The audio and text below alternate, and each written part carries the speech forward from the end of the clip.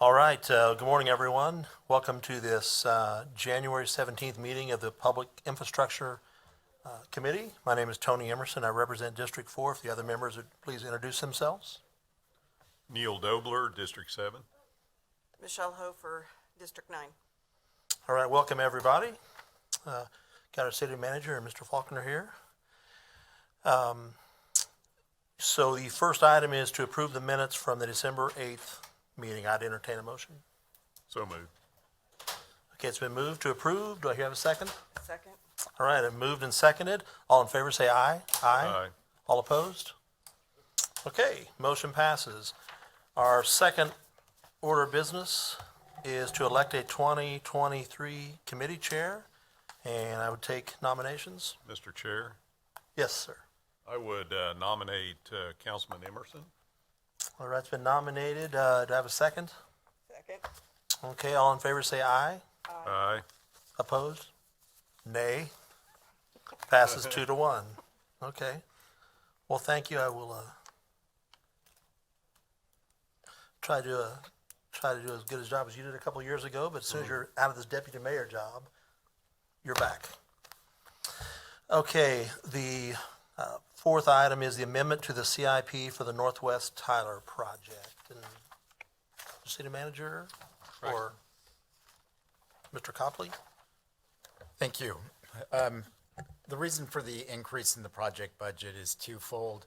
First is that we added a slight additional scope in terms of the stormwater work on Waddell and Beverly to address some ponding that was brought to our attention by the NIA president for this area. That is approximately $165,000. The $400,000 of additional increase is really due to the inflationary pressure that we've seen. Over the last 23 months, we've seen about a 25% increase in costs in terms of our projects, most of that attributable to fuel, asphalt, concrete.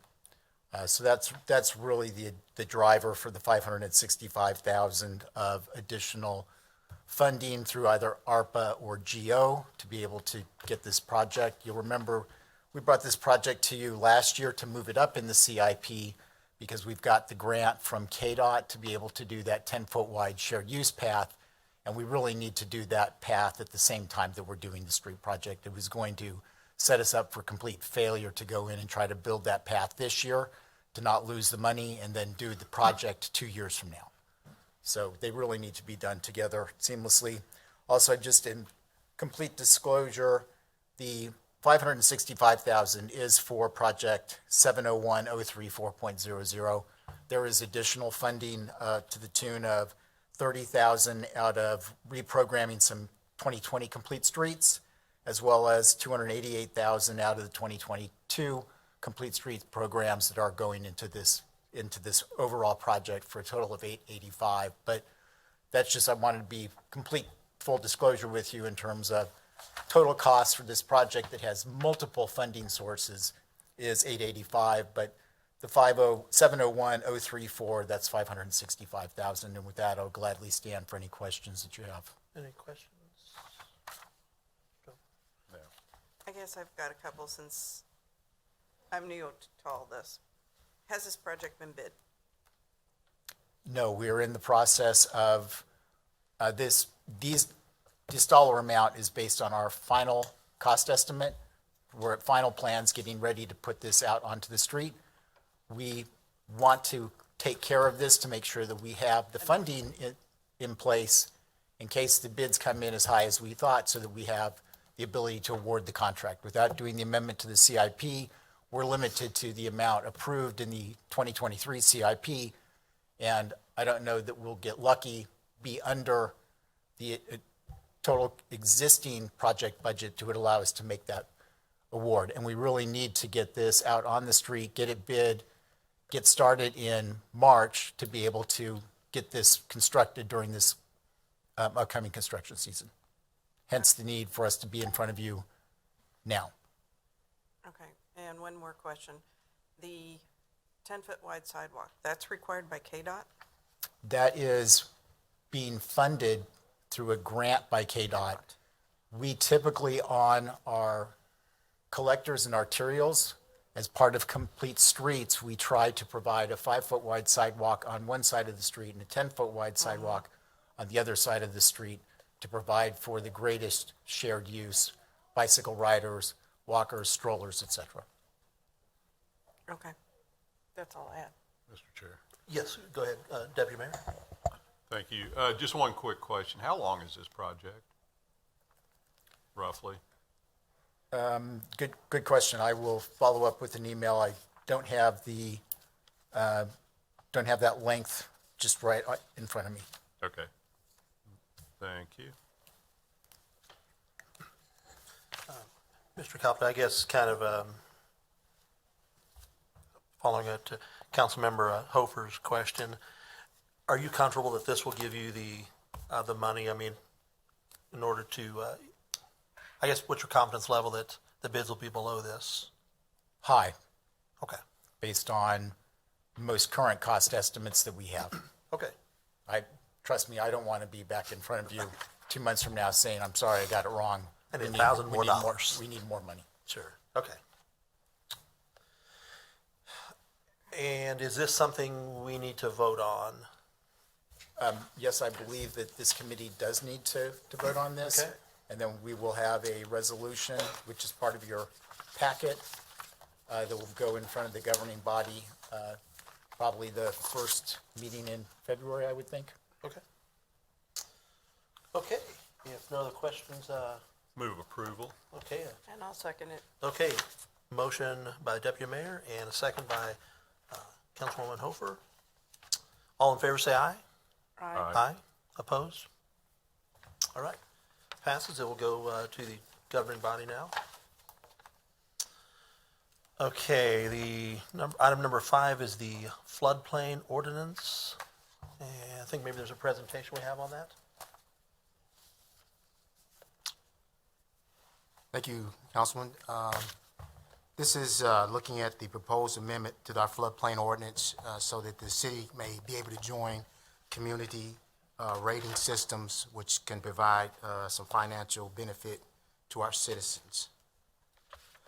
This presentation will go over briefly about what the program is, things we had to do to participate in the programs, who we spoke with about the program and where we stand, as well as look at communities that are already in the CRS, and also some notable changes that we're proposing to the ordinance. The Insurance Service Office administers or oversees the community rating system for FEMA. It's a program that's put on by FEMA so that communities that participate in it can receive a reduction in their insurance premiums. Insurance rates for flood insurance are quite high.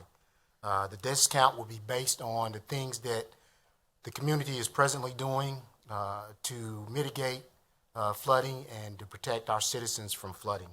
The areas that we get points for are listed there: public information, mapping, regulations, flood damage, and reduction and warning responses.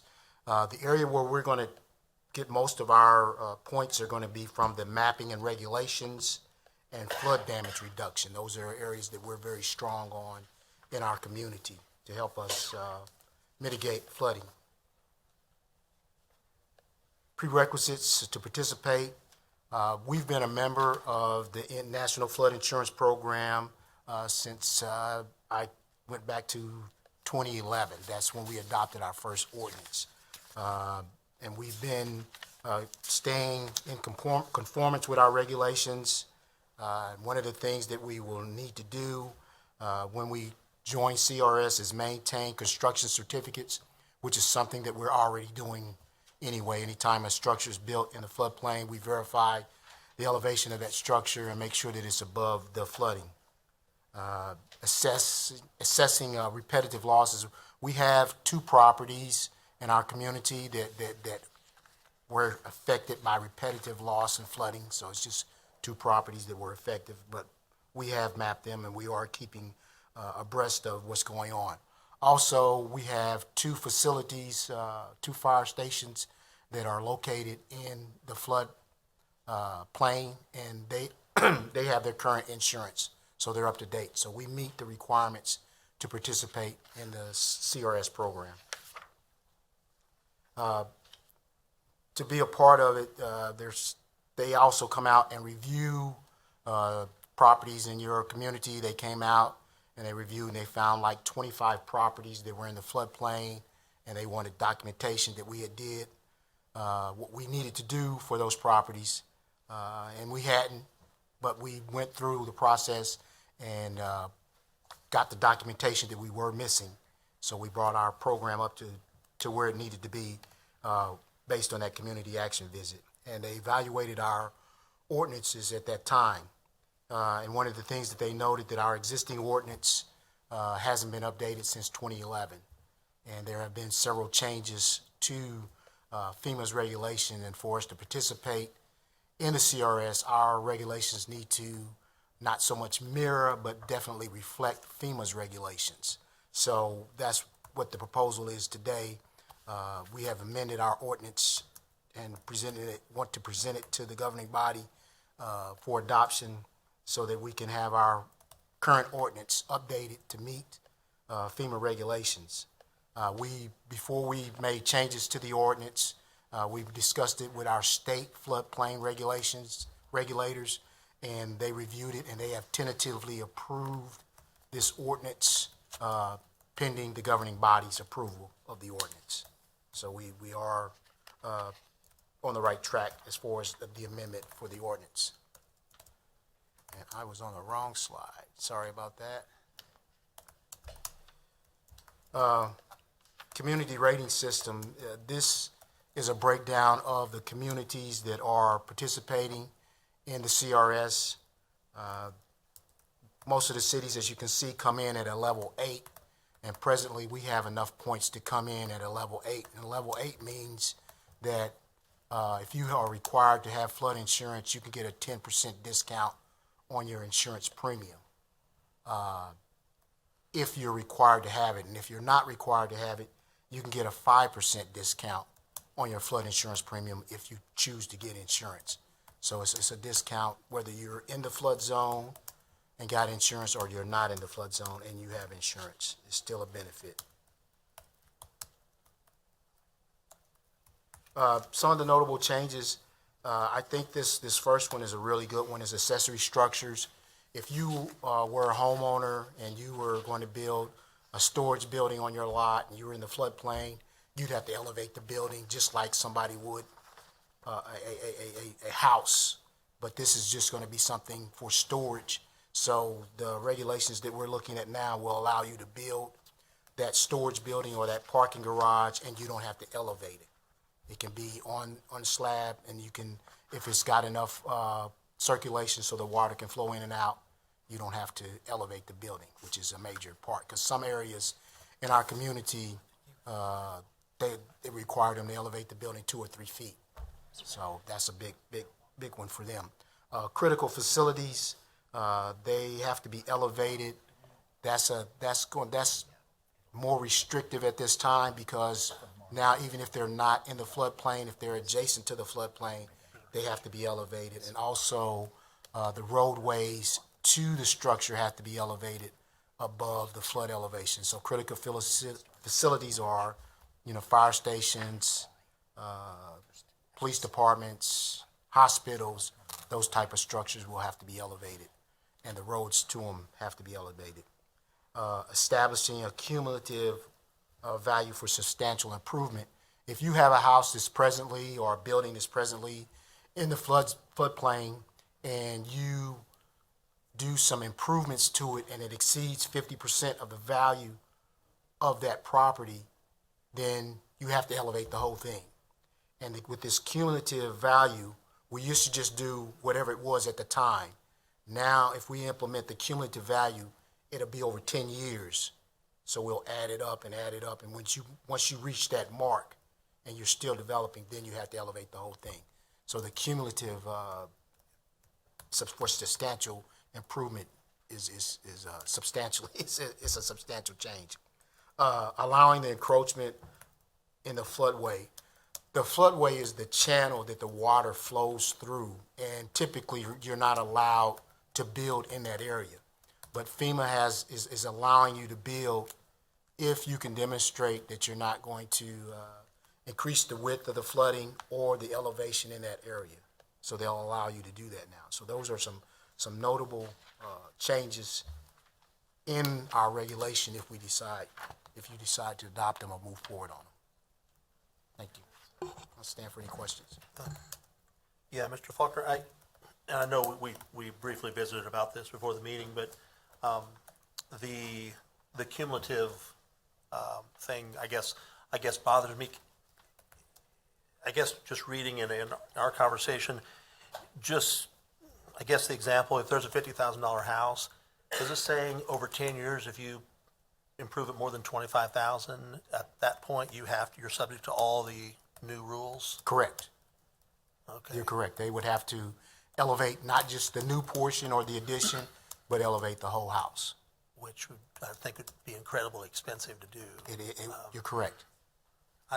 I guess I'm really worried that would have a chilling effect on people wanting to, improve their property, because just putting in new carpet, could easily be, several $1,000s in a house, and over 10 years, suddenly, doing something like that every year, at year 7 or 8, maybe you surpass that threshold, and now the options are you either elevate it or demolish it. Is that Or not do the improvements. right? But yeah, you're correct. Presently, we have that's presently in our old ordinance, except the thing in the old ordinance is not cumulative. It's just whatever the value is right now. So adding the cumulative is something that the new regulations is doing. So we don't have to add that. But it's already in our regulation that if you do an improvement presently, and whatever the value is presently, you'll have to address that. Yeah, Deputy Mayor. Go ahead. Thank you, Chair. Just following up on that, so what is an improvement? Is new furnace, new air conditioner, or is it an improvement that goes through building inspection? It's a cumulative, it's a new furnace, new cabinets could be included, new roof. So there are some maintenance items that could be included in that cumulative value. So yeah, cabinets, a rehab, finishing a basement or finishing off a room. So those things can be counted. Why the change? Why are we making a change? If the closer our regulations mirror FEMA's regulations, we get so many points. So, and if we don't do this one, it's, the change in points is minimal if we don't do this one. How much is flood insurance on a typical home? Like, I guess, $100,000 house? Do you know? I don't know if it goes by a flat rate. I have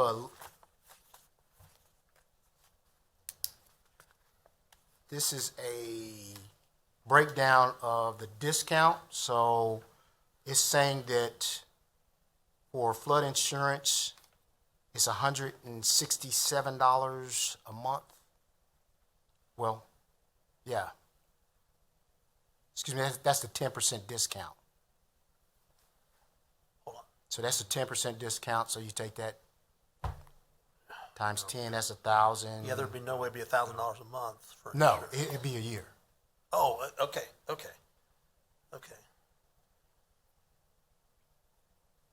Well, wait a minute. No. Let me look into that and I'll have to get back with you. Okay. I think it's pretty high. It may be $1,000 a month. No. It's pretty high. Are people in the floodplain required to have insurance? Only if you have Mortgage. a mortgage. Okay. Yeah, $1,000 a month, I'd pay that. Well, what this is showing that you'll get a discount a year of $167. So, and if that's 10%, I guess that is about $1,600. Is what I'm looking at, probably Per year. per year. Per year. That's- Right. That sounds more right. like it. Yeah, $1,670 a year then if it's 10%, so. And that's on 100,000? And I know we're catching a cold at this. Yeah, it doesn't have, it's just, CRS just breaks it down into a lump sum.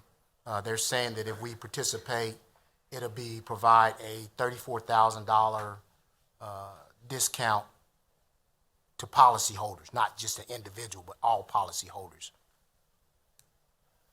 For the city of Topeka? For 600, we have 616 properties, 616 properties that are in 34. special flood hazard area that are required to have insurance. Maybe you have a question? Go Yeah. ahead. So right now, we're part of the NFIP, which I assume is National Flood Insurance Program. Correct.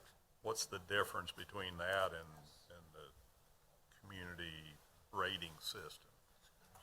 You get a discount. The difference is there are certain standards, prerequisites that we listed. If you meet those things, you can get a discount on your insurance. That's the only benefit in the CRS. It's a community rating system. Even though you're in the National Flood Insurance Program, you have to be in the National Flood Insurance Program before you can join the CRS. Okay. One more question. Sure, go ahead, Deputy Mayor. Yeah. So on the critical infrastructure, critical structure, whatever it was, piece of it, you say we've got two fire stations that are in the, Floodplain? so that's 100-year, correct? Correct. We have, what do we have that's in, so back to that slide, whatever it was. As part of that, we have to, Keep insurance on it. We have to maintain our insurance on those hang on, properties. let me finish my thought here before I lose it. Critical facilities have to be elevated, I guess that's what it means, even if they are in the lower risk flood zone. Lower risk being, The 500. okay, so back to my question. We've got two in the 100-year. What do we have in the 500-year? I haven't checked that. And does this mean we have to elevate them? No, that's for if it's a new critical facility. Okay. All right. Thank you. And would those same cumulative apply to any city structure as well? Yes. Okay. And we have, there's a provision in our ordinance that allows, if someone can't meet the regulation, they can apply for a variance. So that there is a provision in our regulations that will allow them to do that. And there's certain standards that they'd have to meet, but there is a provision that will allow for people to ask for variances if they can't meet the regulation. Right, yeah. My concern is that, there's some areas of town that, if relatively new construction stuff, it might not be an issue. Of course, probably wouldn't be built there in the first place if it's a new construction, but, I can think of, some housing along like Shunga Creek where, they might be $75,000, $100,000 houses, and I'm just really, I guess I worry about unintended consequences of this, so, I would, Just sure. one more question, if I might. On, you have this laid out nicely in the changes that are neutral or less intensive. There is one, it's line 307, where it talks about the ability of the floodplain administrator to abate issues. Yes. Explain that, if you would. It's similar to property maintenance. When they have a violation and they can go on the property and take trash or debris, whatever, they can go on the property to take it. So this would give us the ability to abate or remove things that are in the floodplain that are in compliance with the regulation. They were built without a permit or put there not in compliance with the regulations. Is this not covered by other, if something's built without a permit, you have the same options, right? You Right. can remove it? Right, but some things can be placed in the floodplain. If they're less than 200 square feet, they don't have to get a permit. So there are things that can be put in the floodplain that don't require a permit. Didn't one of our earlier things say that other structures are allowable in the floodplain according to this? Accessory structures, yeah. Okay. I always get a little hesitant when we start giving more authority to the city to go on property and mitigate or remove or whatever. So I guess I'd like a little bit more clarity on that. Is there, yes, city manager? Mr. Chair, I might recommend that, why don't you let us, if you would, go back and answer some of these questions, do some more research. Okay, And okay. then come back to committee. Okay, yeah, and I don't think we need anything formal, do we, for that? Okay. Can I get a map to be able to see what in the city is considered floodplain and not 500 versus 100? Because my business is right down by the river, and I know that we have a regulation that stipulates on construction, if you're 500 feet from the levee, Critical zone. if you're beyond it, there's less you have to do. If you're in it, there's more regulations. So I'm trying to grasp what's critical area and what's not. There's a buffer zone as well as a floodplain zone, so there's a, can't remember the name of it, but there is a buffer You along. call it, I think, the critical zone, Okay. where the levee's 500 feet from the levee. It's a critical zone. The stream buffer is approximately where the 100-year floodplain is.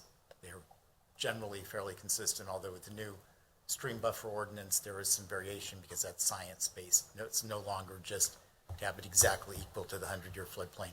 The question that you're raising is in areas protected by the levee, so it'd be the 5 levee units that we have along the Kansas River, including the South Topeka levee unit. The Corps of Engineers governs 500 feet from the center line of the levee. Any construction activity that's going to involve excavation needs to first be approved by the Corps of Engineers. We purposefully built one of our saw shop beyond the 500 feet. But I have other buildings that are closer to the levee.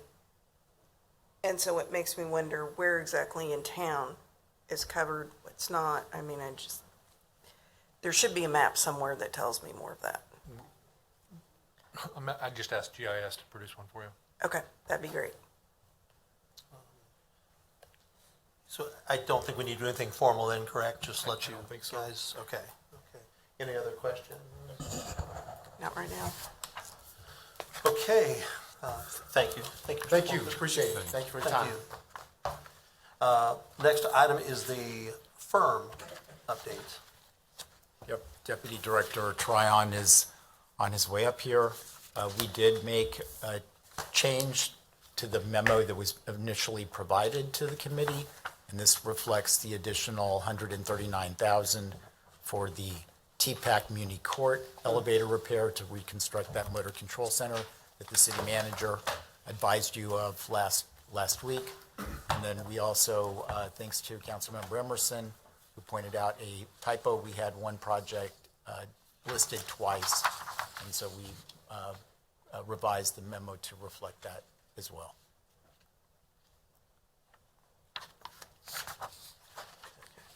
Would you like us to provide you with a brief summary of what it is? And our ask of the governing body will be to ultimately get a motion. Yeah, let's do that. Please do, please provide a summary. And then ultimately we'll be requesting a motion to approve the Sure. expenditures. So what you have in front of you, since the last time we've had a formal approval, there have been a total of 4 repairs that we've undergone under emergency authorization authority. One was for the gas line to this building that was damaged. The emergency elevator repair, you'll see there a couple times just to delineate exactly which ones are which, because elevators have become, they say bad things come in threes, and I hope we're done. But the City Hall elevator, the drive, failed. The repair to get that elevator back into service was $53,000. We also had a stage lift that TPAC uses, which is actually part of the auditorium and the stage, that was damaged and needed repair. And then finally, most recently, the elevator servicing the municipal court side of the building, the control board, was non-functioning. Because of the obsolescence of those materials, we're going to have to do a full overhaul of the mechanics and the control board that operates that elevator, hence why the cost is higher than the other elevators you're seeing there. We also have a variety of additional projects that we're seeking approval to go forward on, which you can see listed out. The purpose of this approval is to allow us to explore those and establish that we do have funding authority to do so. These are not firm quotes for the cost of those repairs, just authorizations that we could spend up to that amount if we determine that that's the cost to make the upgrades that are needed. And all of those are various items that were uncovered in the assessments that were done in the 2020 assessments, trying to identify what components in our city structures and facilities are at risk of failure over the next several years, and attempt to make sure that we are able to address them before they fail and put them into an emergency where we need to repair them quickly. Mr. Tryon, thank you for that. Just a couple of questions. On these emergency projects, the TPAC elevator, the 138,000, you said it was a board, that's just not the board, you're not getting a new board for 138,000, right? What are you doing there? Correct. So because of all the components that board operates, that elevator is obviously very old.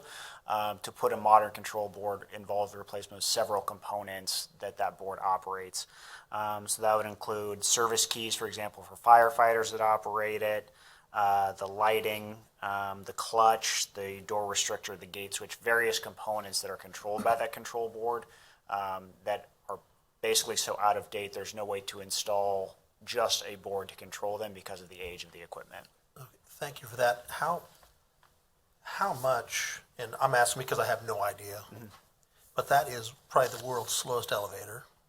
It's a modern elevator. I think actually the one at the State House that the lady used to actually run, I think is faster than that. But how much will this improve the elevator? I don't have a firm estimate on how much faster it will be it will improve the operation, but I can get that information from our elevator operation company. Do you know how much just a new elevator would be? I didn't get a quote for that specifically, but yeah, we can get you that information. To do a complete and total replacement of everything, I don't know exactly. This was an estimate that they put together in order to get it back in operation as quickly as possible, with everything that they would need to replace.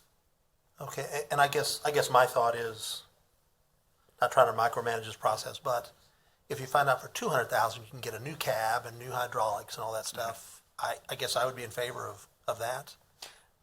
I know when we discussed the possibility of doing a City Hall elevator, the cost was significantly higher than that, and I'd have to get an exact detail on exactly what was driving all those factors, whether it's the actual elevator, where the components are situated in the building, et cetera. So I could get you a firm estimate on that. Okay, thank you. That'd be great. I had another question on the fire station windows. I understand from your memo that the State Historic Preservation Office, I guess, so the cost, because of what they're wanting us to do, I guess, like historically authentic windows or whatever, it went from 200,000 basically like 472,000 if we wanted to do them. So that was one component of the cost. Windows are a particular item that over the past few years, both the materials themselves and then the labor involved in installing them has gone up significantly. The original estimates, I'm not sure exactly how they were compiled, but originally there was the hope that we could replace windows in multiple fire stations for $175,000 and address all of our needs. Because of a few factors, one being that ruling that we got from the State Historical Preservation Board, we were we were instructed that if we did not use metal replacement windows, that we would violate the tax credits that we received for those being a historical building. So that was one cost component, as well as just the overall cost increases that we've seen. So because of that, we've gone back and identified which windows are absolutely in most need of replacement today to address with the funds that we're requesting here. And then if we determine that there are additional windows that need to be replaced, not immediately, but more into the near future, we'll come back with cost estimates for that. Okay. Councilman Hofer or Deputy Mayor? Let me just add a little context, having been involved in historic rehabilitation of a number of structures. The National Park Service guidance that Kansas Department of Revenue and the SHPO follow is very strict relative to windows. That is always an extreme touching point. To quantify it, that tax credit, that state tax credit is 25% of the qualifying cost. So that's a significant factor if we were to put in windows that were not going to be part of a qualified rehabilitation plan as approved by the state, to go with something that was not qualifying. Okay, okay. Thank you. I've got a question. Oh, So, Go ahead. yeah, go ahead. Not all of our fire stations qualify for historic status. Is it just Correct. these? It is fire stations 1, 4, 6, and 7 that are considered historical. In the memo before you, we are proposing that we go forward in fire stations 1 and 7. Fire stations 4 and 6 would not be addressed with the funds we're requesting today. Okay, and everything else doesn't fall under that category? That's correct. So there's less restriction on what type of windows we can put in those? Correct. Okay. sure, go ahead, Deputy Mayor. Thank you, Chair. I'm just curious, I mean, we obviously not a taxing entity, so we sell the tax credits. I mean, do they have the authority to go back and, I mean, how's that work if you violate? And how long does that last, I guess? I mean, they have control over the buildings forever based on tax credits that you sold for a project 10 years ago, or what? Golden handcuffs. Yeah. So we would have to be, when we perform the renovations, or any renovations as part of the project of the renovation, we would apply for the tax credits, and the tax credits, then we could sell on the open market. So we would have to submit our expenses in order to get the tax credits in the first place. So this would be an example of, we would perform the repairs, provide our documentation, and then be issued tax credits for the cost of the renovations that we'd completed. So you're talking about upcoming tax credits, not Correct. past project. Okay, I misunderstood that. Sorry. 25%, I mean, does that make the windows feasible if you just forego the tax credit? So it would be 25% of the work on the windows, and also work that we're doing as part of the entire renovations that we're doing to the fire stations right now. So, for example, we're doing other lighting upgrades, HVAC upgrades. All of those could potentially qualify for tax credits. This, if we violate the historical nature of the building, it would jeopardize those, and then also our ability to apply for tax credits in the future during future work. Okay, makes sense. Thanks. All right, any other questions? Just one Oh, more, sure, go ahead. Mr. Chair. What are the funding sources? So we're asking for 3.8 million in additional spending authority, and the funding source for those is what? So as part of our CIP application process, those funds are requested each year. You can see on the last page of the memo how much was requested in each year. So the program was established with a certain amount of funds being requested each year. The 2022 number is significantly higher. That was based on some additional cash infusion that was made to address fire stations. So that's why the 2022 is significantly higher than in other years. Also, in the future CIP process, we can request additional funds into the future for the governing body to approve. So the process is that we establish an overall firm budget, and then as we identify exactly where those dollars will be used, we bring the specific projects underneath that parent project to this body for approval. So it is money that has been approved through previous CIP processes. And now we're coming back with the specific projects that we intend to complete.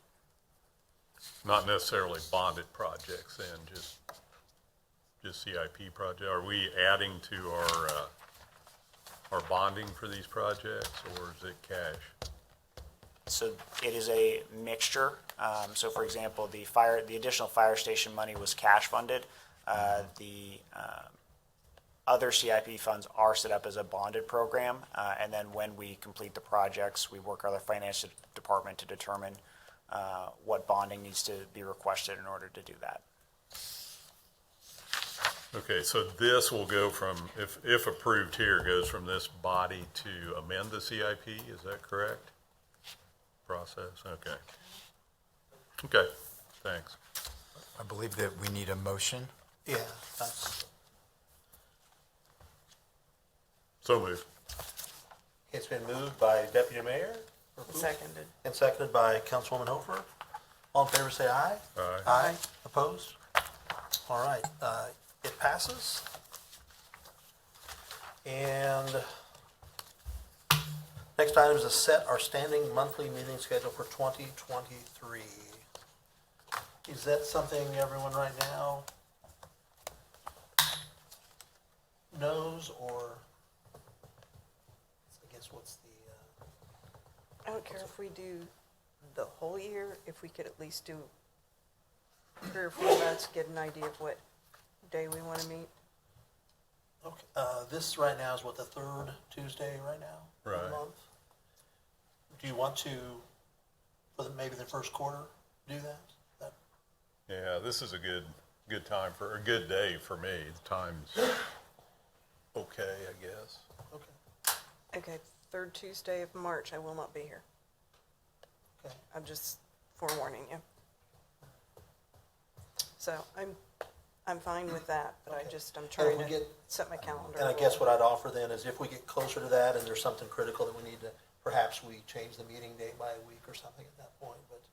So I guess we'll tentatively then, City Manager, we'll look at setting our third Tuesday of each month at 11 o'clock. With proviso that's subject to change, I guess. All right, anything else? Deputy Mayor? Councilwoman? City Manager, you look like, Chair, I suspect that for your February meeting, we'll have some CIP stuff available for you for the Okay. 2024 through 2033. sure, Had to do the math real quick. sure. We'll have that for you at the next meeting. Okay, that sounds great. Well, until next month then, see everyone else. Thanks.